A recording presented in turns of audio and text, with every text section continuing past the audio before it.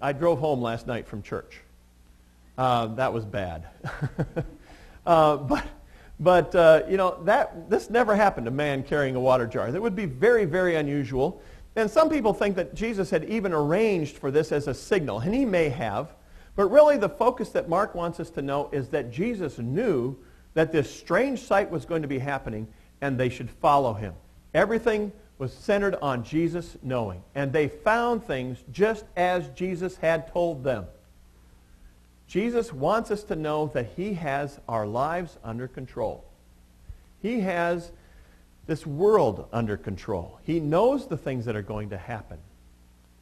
And this is Jesus' Passover. This is another emphasis that Mark brings out. Where should we make preparations for you? He goes on to say, my guest room where I may eat. Everything here is about Jesus. It shouldn't be about the disciples. They're thinking it is about the disciples. But everything here is focused on Jesus and who he is and what he knows and what he can do and is doing for us in our lives. The Savior knows. The second scene is also about the Savior knowing, although it's a much more famous story. It's about the Last Supper, something that all Christians throughout the world and throughout the last 2,000 years have focused on. But Mark's emphasis in this is that Jesus knows. They are in an upper room. The upper rooms in Jerusalem houses, in Middle Eastern houses, were used for storage. They were used as guest bedrooms. They were used as summer homes.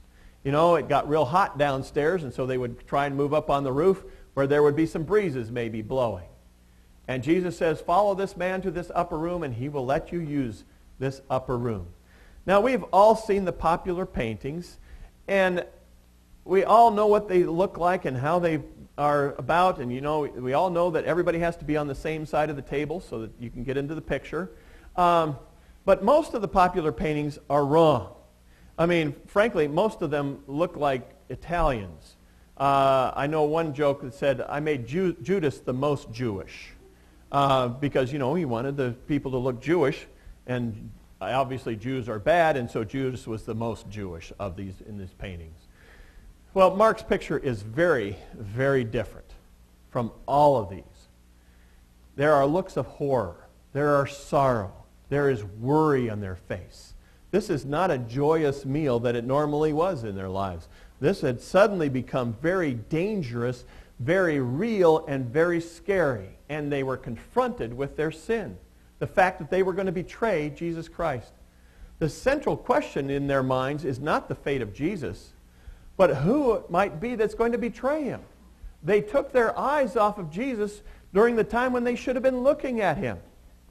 And instead of saying this is his Passover, his dinner, his meal, his Last Supper, they were all focused on themselves. The scene begins with Jesus' grave announcement that he is going to die, and that one of them is going to betray him. One who is eating with me. And this is another thing that Mark really drives home to us, that it is one of his close friends. And they all start saying, surely not I. And it was all of them. It wasn't just Judas. It was all of them were saying, oh, it can't be me. And they started looking in at themselves instead of looking at the Savior again. They were looking at themselves. Jesus reassures no one. He doesn't say, oh yeah, you're safe, but the rest of you 11, I don't know about. He doesn't reassure any of them.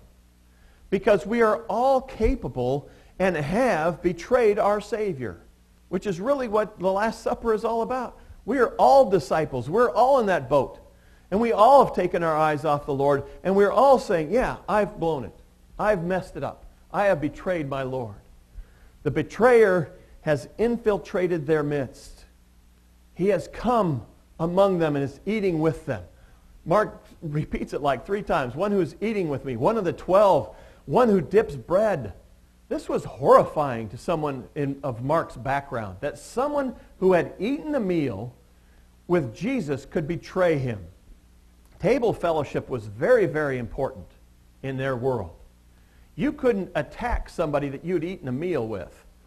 So if you had an enemy walk in and sit down at a meal, even in disguise, and you found out, oh, wait a minute, I don't like that person, You know, you were stuck because you had shared bread with them. And this is why Mark is so horrified that someone who could eat with Jesus, one of the 12, one of the insiders, could betray Jesus. You can see this in a number of different spots in the Bible. John 13, Psalm 41, even in Psalm 23. Thou preparest a table before me in the presence of my enemies. When you have eaten with someone, you cannot betray them. But Jesus says, woe to that man who betrays the Son of Man. And here again, we have the balance between what God knows and what God ordains and our free will and our responsibility.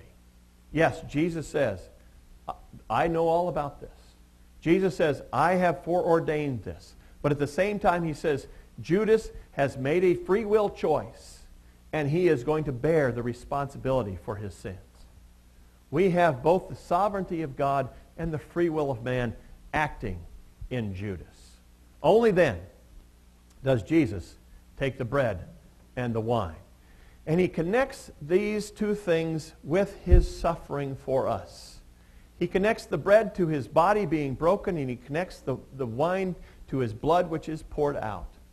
Jesus has fully anticipated his death. He knows it's coming. He's been knowing it for weeks. He knows he's going to have a violent death. He's predicted this. He's also said it's going to be an atoning death. As we pointed out when we were back in chapter 10, this is the only statement that Mark gives us about why Jesus died. He died as a ransom for many. We are held captive to sin, and Jesus has bought us out. He has freed us from that. At Passover, I spelled Passover wrong. I don't know what I was doing. Didn't listen to spell check is what I didn't do. At Passover, they said this phrase, Praise be thou, O Lord our God, King of the universe, who causes bread to come up from the earth. Jesus was that bread, and he has come into our world. He says, this bread is my body. To a Semite, Jesus is a Semite. Semites are Jews, Arabs, descendants from Shem. The body encompasses the whole person, not just the physical part, but everything. His soul is broken for us. His spirit is broken for us. His emotions are broken for us. His intellect is broken for us. It's given to us in total. I believe, and this church teaches, that these words are symbolic. Other churches teach other things, but we believe that these words are symbolic for a number of reasons. One is that Jews often said this kind of thing. Jeremiah does this same kind of thing in his book, where he takes this big pottery jar and he takes it outside the city of Jerusalem and he smashes it in front of everybody and he says, this is you. Now, he doesn't mean that they are becoming a pottery jar and that the pottery jar somehow becomes their real bodies. He's saying this is symbolic of who they are.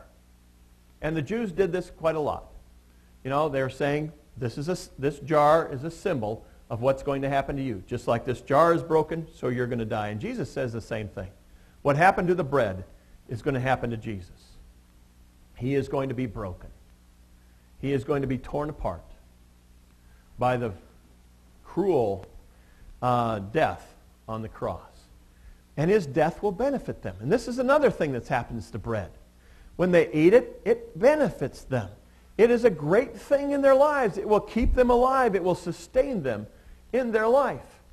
These disciples would never be able to eat bread again without thinking about Jesus. This is one of the beauties of this illustration, of this symbol that Jesus gave us. You know, we want to place it on a table in front of the church and eat once a month.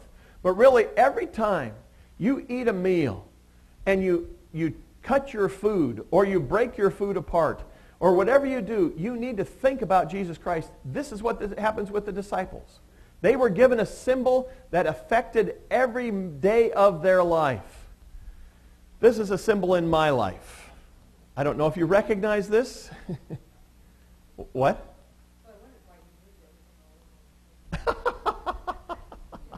I took a nice picture of my spoon jar. This is a crock